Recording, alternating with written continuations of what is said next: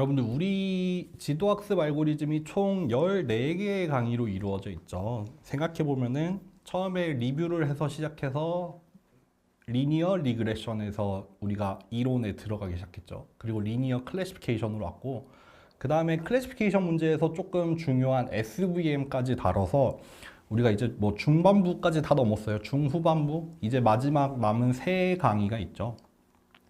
앞에서 배웠던 알고리즘들은 조금 어떤 수학적인 이론의 바탕을 두고 있었어요. 막 아주 어려웠던 건 아니지만 어쨌든 리니어 리그레션이나 리니어 클래시피케이션 같은 경우에는 좀 선형대수나 확률 같은 거를 좀 사용을 해서 기본적으로 사용을 해서 뭐 어떤 코스트를 정의를 하고 그거를 가지고 리니어 알제브라를 이용을 해서 클로즈드 폼으로 구하거나 해를 클로즈드 폼으로 구하거나 아니면은 그레디언트를 이용을 해서 이제 이터러티브하게 반복적으로 수렴을 시켜 나가는 뭐 그런 방법들이 있었죠. 기억하실지 모르겠지만.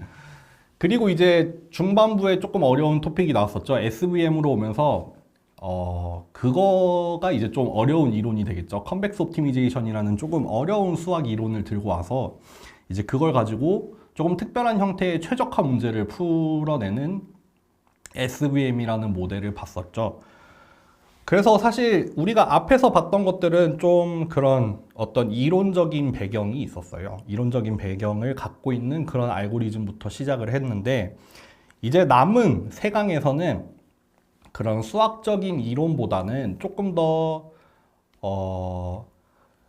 룰에 의한 아니면은 샘플에 의한 그런 알고리즘들을 볼 거예요. 그래서 우리가 막 어려운 수식을 쓰고 그러는 게 아니라 제법 간단하게 이해를 할 수 있을 거예요. 그냥 그 의미라던가 이게 돌아가는 원리라던가 그런 것만 이해를 하면은 우리가 쉽게 받아들일 수 있는, 비교적 쉽게 받아들일 수 있는 그런 알고리즘들이고요.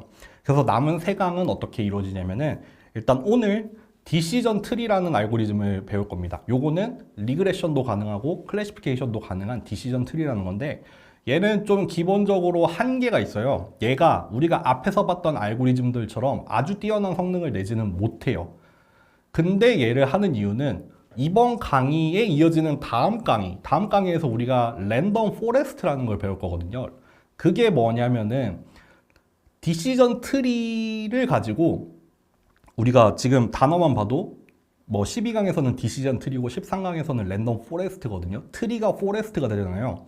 12강에서 배운 디시전 트리는 그냥 하나의 모델이라고 하면은 13강에서 배우는 랜덤 포레스트 같은 경우에는 트리를 여러 개 사용을 해서 결정을 내리는 방법이에요.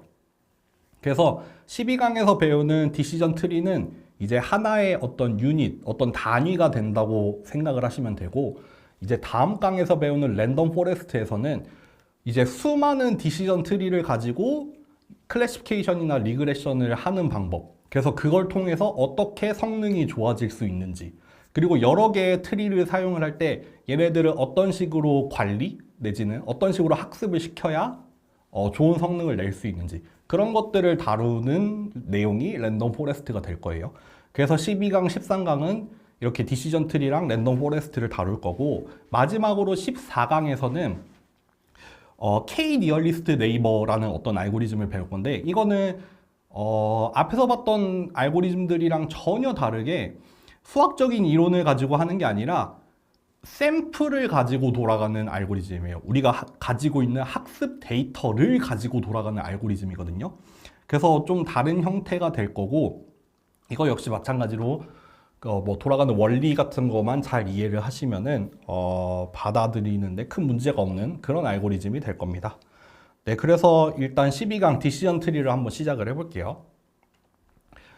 여러분들 디시전 트리는 이번 강의 쭉 걸쳐서 얘가 어떻게 돌아가는지를 차근차근 설명을 한번 해볼게요. 네, 그래서 일단 디시전 트리는 아직은 어떤 의미인지 잘 모르겠지만 일단 읽어봅시다. 피처 공간을 영역으로 분할을 하는 거예요. 영역으로 분할을 하는데 각축 방향으로 쪼개는 거죠. 예를 들어서 우리가 뭐 리니어 클래시피케이션에서 주어진 데이터들이 막 여러 개가 있었을 때 구분은 따로 안 할게요.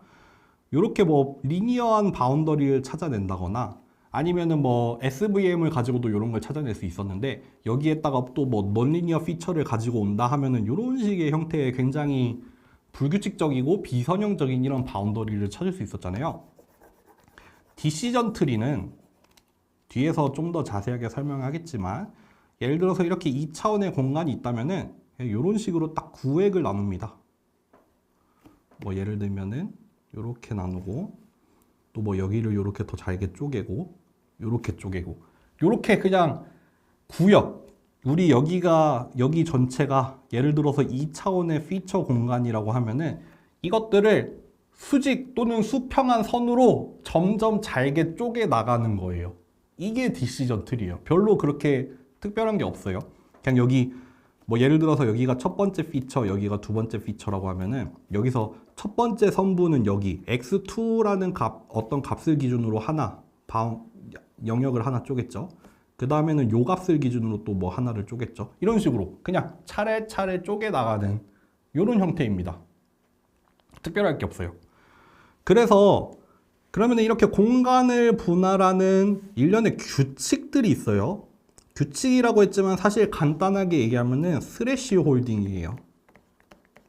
그러니까 어떤 값을 기준으로 그거보다 크냐 작냐를 가지고 그냥 판단을 하는 규칙이에요. 그래서 규칙이라고 했지만 스레시 홀딩이고 그렇기 때문에 기준이 되는 값만 정해주고 그 값보다 크냐 작냐를 통해서 점점 구역을 쪼개 나가는 거죠. 그리고 그렇게 구역을 쪼개 나가는 일련의 방법들을 우리가 트리의 형태로 나타내거든요.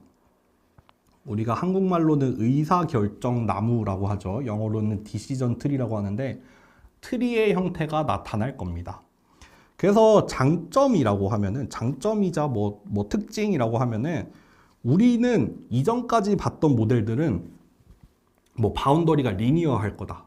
아니면은 뭐 SVM 같은 경우에는 뭐 심지어는 최적화에 대한 크라이테리언까지 가지고 있었죠. 디시전 트리는 전혀 없어요. 아무런 뭐 어떤 데이터가 이 데이터가 어떤 형태를 따를 거다. 뭐 그런 전제, 가정 이런 게 전혀 없습니다. 그냥 어떤 형태든 상관없이 우리는 이렇게 그냥 수직 수평하게 분할해 나갈 거다. 이런 거죠. 그래서 뭐 이해나 해석이 용이하다 뭐 이런 얘기 당연히 할 수 있고 뭐 클래시피케이션도 되고 리그레션도 가능해요. 요것도 뒤에서 좀 더 자세하게 설명을 해드릴게요. 요것도 뭐 이 수업에서 얘기를 하진 않겠지만 뭐 숫자형 데이터 뭐 정수가 됐든 실수가 됐든 숫자도 다를 수 있고 카테고리도 다를 수 있어요. 요것도 그냥 그 룰만 정의를 할 수 있으면 되거든요. 그리고 데이터에 대한 전처리가 거의 필요 없다. 뭐 데이터를 스케일링을 할 필요도 없고 뭐 평균을 0으로 만드는 이런 것도 필요 없습니다. 다만 데이터의 회전에 대한 얘기가 뒤에서 조금 나올 거예요. 똑같은 데이터를 회전시켰을 때 그 학습한 트리의 양상이 되게 많이 달라지거든요. 요거는 약간 뭐 단점이라고 하면 단점이라고 할 수 있는 그런 게 있습니다. 그래서 뭐 EDA에서 많이 사용을 한다. 왜냐하면은 일단 주어진 데이터에 대해서 뭐 가정 없이 그냥 일단 돌려볼 수 있는 간단한 알고리즘이기 때문에 이렇게 데이터를 탐색을 하는데 기본적으로 적용을 하는 그런 거라고 생각을 하시면 됩니다.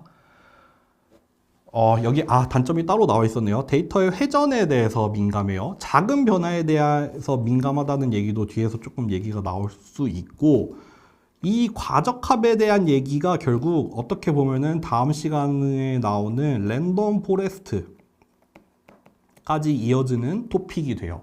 네, 과적합에 대한 얘기를 생각을 해보세요. 요 얘기도 사실 랜덤 포레스트로 가야 하는 이유이기도 합니다. 왜냐하면은 모델이 너무 단순해요. 사실 실제로 존재하는 데이터들은 리니얼리 세퍼러블한 경우도 없고 되게 많이 겹쳐 있을 뿐더러 바운더리도 굉장히 복잡하게 나타나잖아요. 그래서 우리가 뭐 SVM을 소프트 SVM도 하고 넌리니어 피처도 쓰고 이랬었는데 지금 우리가 이거를 영역을 그냥 수직 수평으로 나눈다고 그게 잘 될 리가 없겠죠. 당연히 없겠죠. 아무리 잘게 쪼개더라도 한계가 있죠. 그렇기 때문에 우리는 디시전 트리 같은 경우에는 다른 알고리즘이랑 1대1로 붙는 게 아니에요. 다른 알고리즘이랑 1대1로 맞붙는 게 아니라 얘는 그룹, 뭔가 여러 개를 들고 와서 판단을 내리는 형태로 가거든요. 그게 결국 다음 시간에 얘기하게 될 랜덤 포레스트가 됩니다. 여기 나오는 배깅, 부스팅, 그쵸, 부스팅, 랜덤 포레스트, 뭐 랜덤 서브 샘플 이런 거 다 다음 시간에 나오는 얘기입니다. 그래서 디시전 트리를 하나 예시를 보여드릴 거예요. 하나 예시를 보여드릴 건데 일단 클래시피케이션 문제입니다. 어떤 데이터셋을 가지고 보여드릴 거냐면은 아이리스 데이터셋이라고 해서 제가 정확하게 모르는데 꽃의 아종이라고 하죠. 뭐 어떤 꽃의 종류인데 그 꽃의 세 개의 조금 더 서브 클래스라고 해야 되나요? 그래서 아이리스라는 어떤 꽃에 뭐 요런 세 가지 종류의 아종이 있나 봐요. 그거를 분류를 해내는 건데 피처로는 4개가 있어요. 이게 뭐 제가 잘 기억은 안 나는데 뭐 잎의 뭐 길이라던가 너비라던가 뭐 요런 종류의 4가지 종류의 값이 들어 있어요. 그리고 여기 3개의 클래스에 대해서 각각 50개씩 샘플이 있어서 총 150개의 샘플이 있다고 보시면 됩니다. 그러면은 이런 아이리스 데이터셋이 주어졌을 때 요거를 가지고 우리가 디시전 트리를 어떻게 만드냐 하면은 요렇게 생겼어요. 요게 결국 디시전 트리예요, 여러분들. 이게 뭐 이미 보시다시피 뭔가 수식으로 정의가 되는 게 아니라 뭔가 룰에 의해서 정의가 되는 그런 형태거든요. 그래서 기본적으로 디시전 트리는 깊이를 가지고 있습니다. 뎁스를 가지고 있어서 여기 출발 지점이 되는 제일 윗부분이 뎁스 0이 되고 이렇게 한 번씩 분기를 할 때마다 뎁스가 추가가 되는 형태예요. 뎁스도 그냥 우리가 학습하기에 따라서 뭐 점점 깊어지는 건데 뭐 이것도 우리가 뭐 제한하기에 따라서 아니면은 뭐 규칙을 세우기에 따라서 그냥 뎁스가 정해지는 거고요. 그래서 여기에서 지금 디시전 트리의 구조와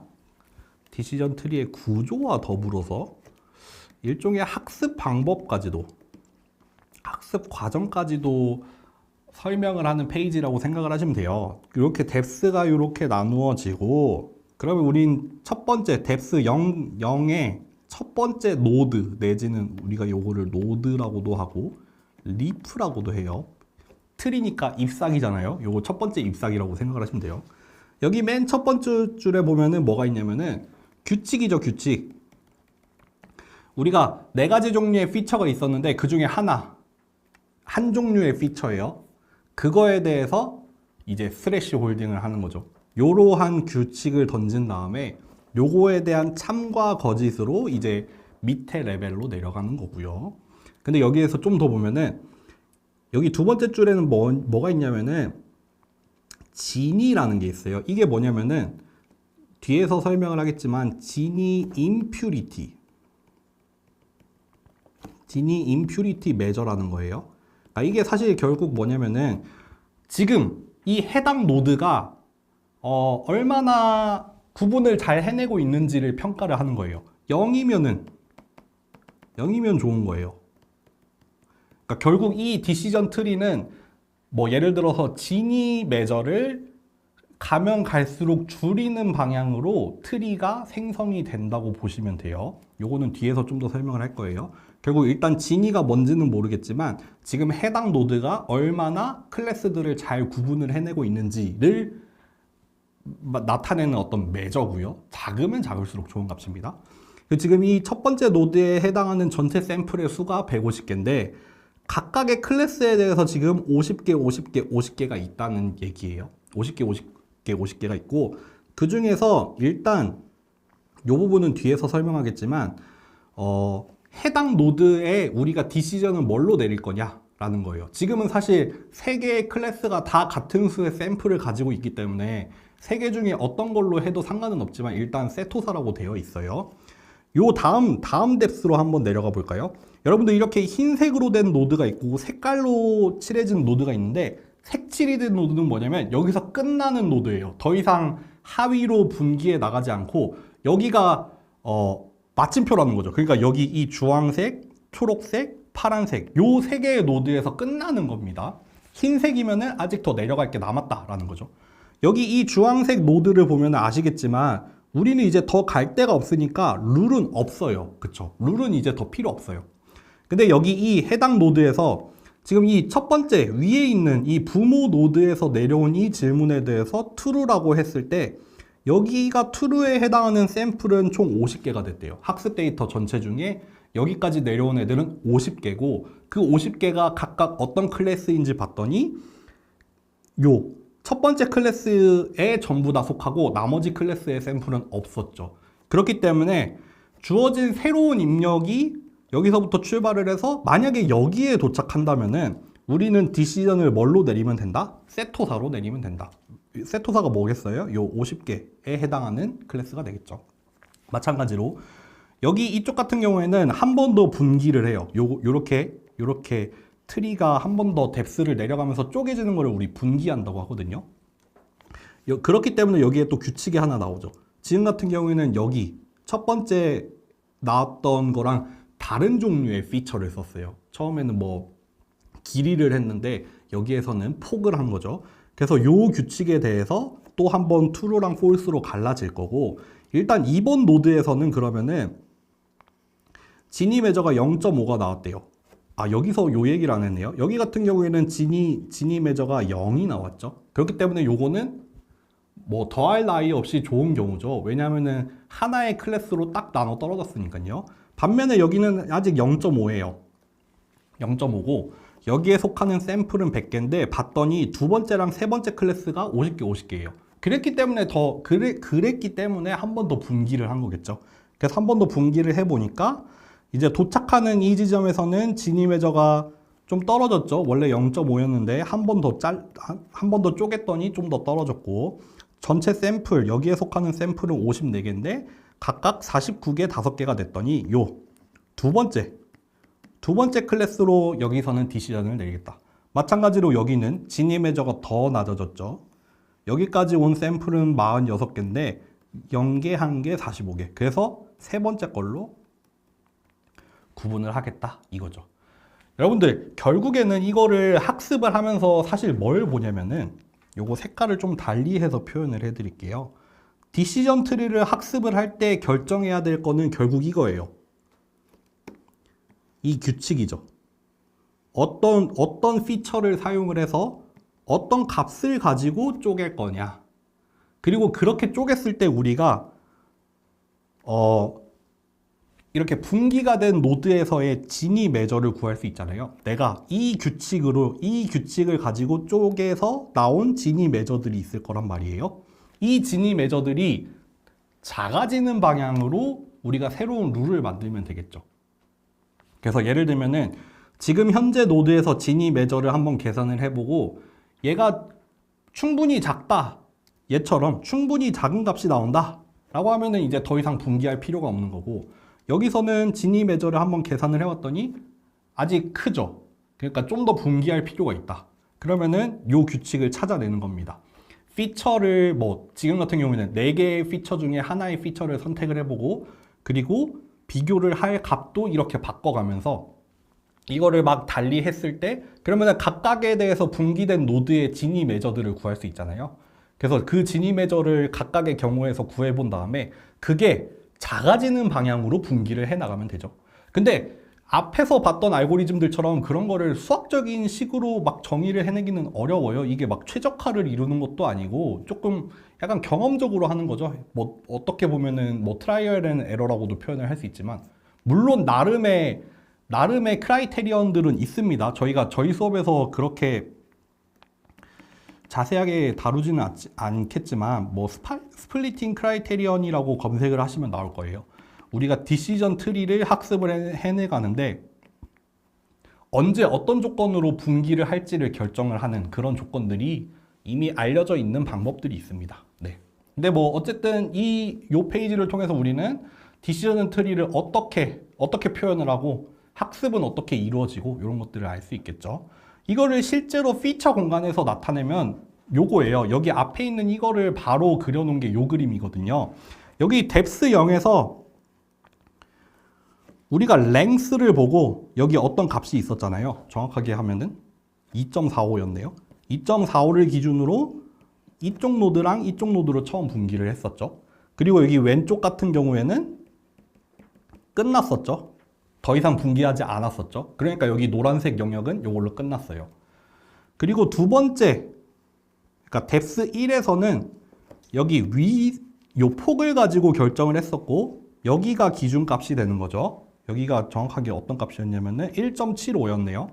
1.75를 기준으로 이제 요 영역에서는 안 나눴고, 요쪽에서만 나눴었죠. 요쪽에서만 나누되 이번에는 수직이 아니라 수평으로 나눴죠. 그래서 이제 초록색이랑 보라색으로 갈라진 거죠. 그쵸? 이런 식으로 우리가 아까 말씀드렸듯이 지금 이 피처 공간을 가로축 아니면 세로축으로 잘게 쪼개 나가고 있는 거예요. 그래서 뭐 또 쪼갰을 때 뭐 여기 같은 경우에도 또 두 번째 뎁스까지 쪼갰더니 여기까지 나타났다라고 되어 있죠. 그래서 이제 나뉘어진 결국 최종 노드까지 도달을 했을 때 나뉘어진 샘플들을 보면 이제 자기가 자기 영역 안에만 잘 들어가 있겠죠. 뭐 결국에는 그렇게 흘러가겠죠. 마찬가지로 여러분들 클래시피케이션이 아니라 리그레션에도 적용을 할 수 있어요. 근데 요거는 조금 설명을 드리자면 요 방향이 입력이죠. 그리고 요 방향은 출력입니다. 아까 여기서 봤던 요거랑 달라요. 지금 같은 경우에는 Y축이 출력으로 됐어요. 그렇기 때문에 우리가 트리를 나눌 때 경계선이 항상 요 방향으로만 존재할 수밖에 없어요. 왜냐하면 우리가 어떤 특정 입력 값을 가지고 그거보다 크냐 작냐를 따지기 때문에 지금 요렇게 그려놓은 평면은 입력과 출력을 가로 세로축으로 했기 때문에 항상 수직으로만 잘리죠. 물론 입력이 더 많은 차원이 되면은 이제 입력 공간, 인풋 스페이스 안에서는 가로 세로로 잘리겠지만 지금 여기 이 그림에 한해서는 항상 이렇게 수직으로만 바운더리가 나올 겁니다. 그래서 예를 들면은 이런 식이죠. 첫 번째 뎁스에서는 요 값을 기준으로 좌우로 나뉘었을 때 여기 오른쪽으로 나뉜 경우에는 아웃풋을 요 값을 해라 이거죠. 클래시피케이션 같은 경우에는 어떤 클래스에 속하냐를 주면 되지만 리그레션 같은 경우에는 값을 줘야 되잖아요. 근데 그 값을 뭘 골랐다? 요 값을 골랐다. 그랬기 때문에 여기 이 전체 영역에서는 항상 같은 값을 보여준다는 거기 때문에 지금 빨간색이 수평으로 나온 거죠. 마찬가지로 또 이제 왼쪽으로 쪼개진 데에서 또 뎁스 1으로 또 여기를 한 번 더 쪼갰고 거기에 대한 예측 값이 또 이렇게 존재를 하는 거죠. 그러니까 이것도 결국에는 잘게 쪼개가면서 그 구간 안에서는 그냥 같은 값으로 예측을 하는 거예요. 그렇죠. 그러다 보니까 이게 계단처럼 이렇게 나온 거잖아요. 그러니까 더 잘게 쪼개면 이렇게 나오겠죠. 여기 지금 같은 경우에는 레귤러리제이션으로 맥스 뎁스를 준 것 같은데 이제 더 깊어지는 경우에는 이제 더 잘게 쪼개지다 보니까 지금 리그레션을 더 촘촘하게 해낸 거겠죠. 그러니까 사실 같은 방법입니다. 그 타겟 밸류만 조금 달라질 뿐이지 같은 룰을 따라서 하는 거예요. 여러분들 그러면은 일단 첫 번째로 예를 들었던 거는 지니 임퓨리티 메저를 우리가 예로 들었어요. 물론 지니 메저 말고도 우리가 다른 메저를 사용할 수 있지만 어쨌든 이 메저는 뭐냐면은 이 노드가 얼마나 잘 구분해내고 있느냐예요. 그래서 잘하면 잘할수록 0에 가까워지고 못하면 못할수록 1에 가까워지는 어떤 값을 우리가 정의를 하는 거거든요. 그것 중에 이제 대표적인 게 지니 임퓨리티 메저고 또 다른 게 다음 페이지에서 나오는 인포메이션 게인 메저인데 그거 같은 경우에는 뒤에서 설명하겠지만 우리 저번에 봤던 정보 이론이랑 좀 관련이 된 메저예요. 어쨌든 이것만 기억을 하면 돼요. 예를 들면은 여러분들 우리 이 노드 같은 경우에는 총 54개의 샘플이 0, 49, 5로 돼 있었어요. 이걸 가지고 지니 임퓨리티 메저를 어떻게 구하냐면요. 이렇게 전체 샘플의 개수로 나누는 거예요. 이렇게 전체 샘플의 개수로 나눌 수 있잖아요. 그러면은 여러분들 이게 마치 확률값처럼 나타낼 수 있어요. 그쵸? 전부 다 합치면 항상 1이 나오는 일종의 확률이 되잖아요. 근데 우리가 가장 이상적인 경우는 어떻게 돼야 되겠어요? 0, 0, 1 이렇게 나와야 되죠. 뭐 1이 어느 위치에 있을지는 상관없어요. 뭐 이렇게도 나올 수 있죠. 어디가 됐든 간에 딱 한 자리에서만 1이 나오고 나머지 자리에서 0이 나오는 경우가 이 노드가 딱 하나의 클래스만 담고 있다는 뜻이잖아요. 그렇죠. 그렇기 때문에 요런 경우에는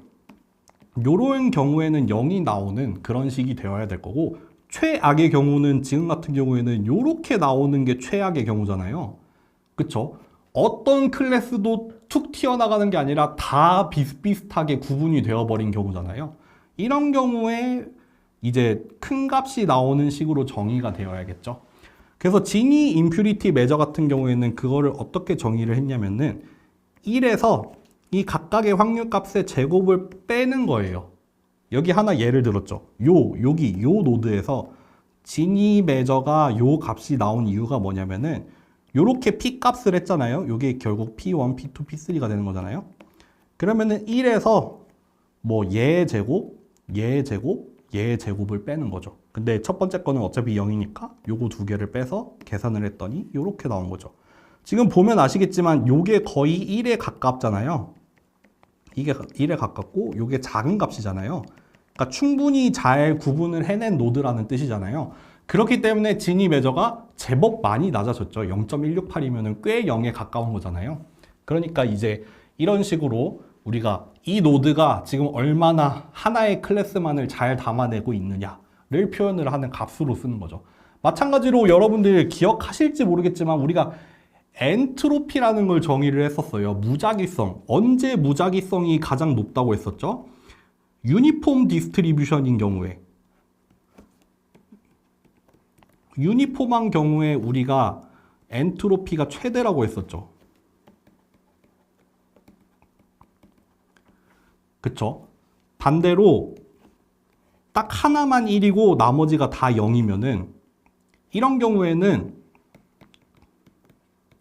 무작위성이 사실 없는 거나 마찬가지죠. 딱 하나로만 결정이 되잖아요. 확률이 1인 값이 딱 하나만 존재하니까 어떤 경우에도 요 사건밖에 발생하지 않아요. 그렇기 때문에 요 경우에는 엔트로피가 최소가 되는 거잖아요. 그러니까 이런 우리가 저번에 정보이론에서 봤던 엔트로피도 사실은 좋은 메저가 될 수 있다는 거죠.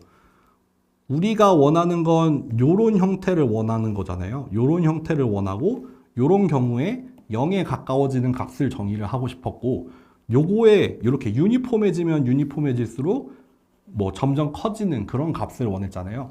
그렇기 때문에 이 인포메이션 게인, 엔트로피를 이용한 이 메저 같은 경우에는 그냥 정의 자체가 엔트로피예요. 여러분들 기억나세요? 이거 평균 엔트로피잖아요. 엔트로피가 마이너스 로그 P로, 그 무작위도가 마이너스 로그 P로 정의가 됐고, 평균 엔트로피 같은 경우에 그래서 요렇게 정의가 됐었잖아요. 그쵸? 그러니까 요거는 정의가 그냥 엔트로피죠, 엔트로피. 그렇기 때문에 여기서 이 똑같은 아까 지니 메저를 구했던 똑같은 거에 대해서 여기서도 마찬가지로 일단 P 값을 구할 수 있죠. 전체 샘플로 일단 나누죠. 그런 다음에 요거를 P1, P2, P3로 삼아서 이제 여기에다가 대입을 시키면은 여기 앞에 거는 그냥 0이니까 날아가고, 이제 요 두 번째 거에 대해서 구하고 여기 세 번째 거에 대해서 엔트로피를 각각 구한 다음에 평균을 내면은 0.31이 나온다. 그래서 요 경우에 이 노드의 인포메이션 게인 메저는 0.31이다. 그렇게 나오는 거죠.